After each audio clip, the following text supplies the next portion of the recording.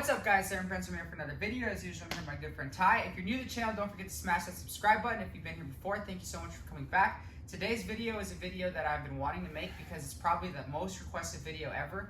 And it's a question I get all the time from students, subscribers, and people that buy my instructionals, and it's how do you slow down wrestlers?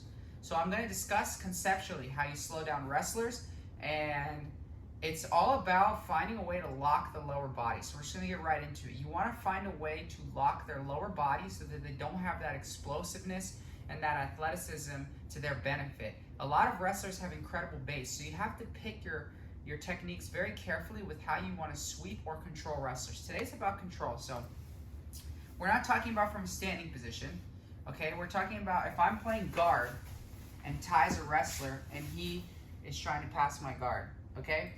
I want to go over some of the guards that I think are best, okay? Then we can discuss how to get into them. So there's two guards that I think are really, really good for slowing down wrestlers, and I'm sure you guys can guess the first one. The first one is closed guard, but the hard thing is putting them in closed guard.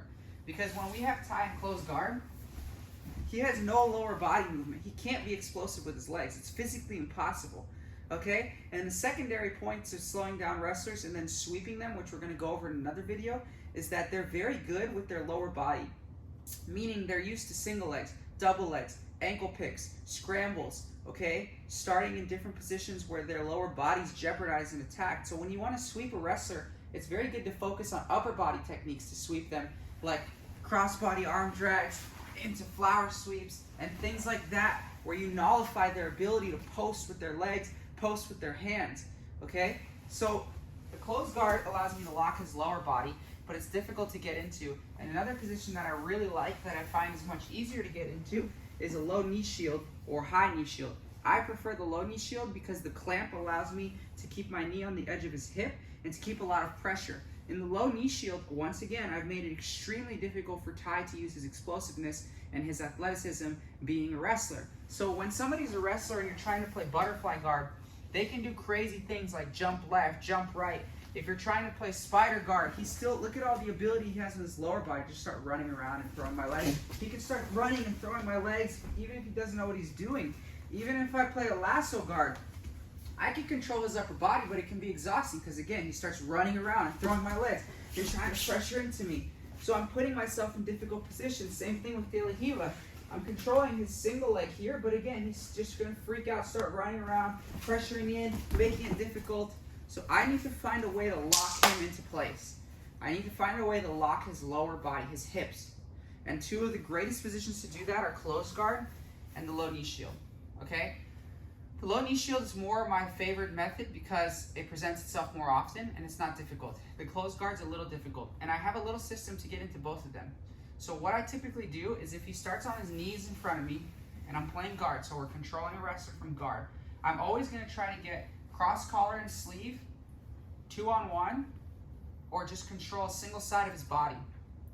Okay, that's going to be my first thing. Why? I want to take one hand away. Okay, so I can control a single side of his body by collar and sleeve. Now what I'm going to do is I'm going to drag him. I've taught this so many times on my channel, but I haven't explained it under these circumstances. I'm going to drag him as I kick his knee, and I'm not going to look for his back. I'm just going to look for closed guard because it's going to be hard to take a wrestler's back because they start in the turtle position often when they're competing. So they're really good from there too. So what I want to do is just come here, kick his knee, and pull him in for the closed guard. It's so simple, but it works so well, guys. I can't emphasize enough how good of a closed guard pull this is. So again, all I'm doing is collar and sleeve or 2-on-1, whatever you prefer, or even just here, okay? Open, kick, and pull him into guard. So as I kick his knee, I pull and close my legs like so. If his arm ends up across, that leads me into the sweeps that I discussed in the beginning, where I have this cross-body arm drag, and instead of hunting his back, I'm going to start to look for flower sweeps. We're going to go over that in another video. And if I fail, so when I kick, just like trying to step over this leg, I go into the low knee shield. That's my little system that I use to start my match with a lot of wrestlers. Okay, so I missed the closed guard, but I anticipated that I would end up in the low knee shield. And now the low knee shield, which I've taught a lot on my channel as well, but again, not under these circumstances, is stay on your side, stay really crunched, keep a frame across his throat and his face. You can grab thumb in the collar, You can grab 4 fingers in, you can just place it here. You can grab post on his bicep with your other arm, and as he pressures into you, you're just gonna keep pushing him away. And then I like to, from here, use the low knee shield to start to get underneath to where I have the most leverage under his legs. It's gonna be hard to do upper body sweeps from here. So what I end up liking to do is as he's pressuring in, I like to bring him over me, okay? And I can go into like X guards, single leg X guards, etc. And then another thing that I love to do against wrestlers is to go into leg locks, because that's one area that they just don't know. It's something that they've never seen. So I want to present them with things they've never seen, and most importantly, I want to lock that hip, lock that lower body. So again, I like to start my rolls here, okay? If his knee's not up, I'm going to go straight to low knee shield, okay?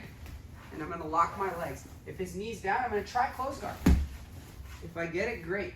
If he's able to step over my leg, right, I'm here. I get into the low knee shield. Right away, I separate my arm from the collar and sleeve. I don't hold these grips. I go straight to my frames. And then I'm ultimately going to try to get underneath him. How do I lock the low knee shield? Let's turn this way. Right here. So look, I'm going to go bottom leg underneath the top, like this. And I want to squeeze my heels to my butt on the edge of his hip and pinch his hip and turn my hip into him so that he feels a lot of pressure. It's going to lock his hip best.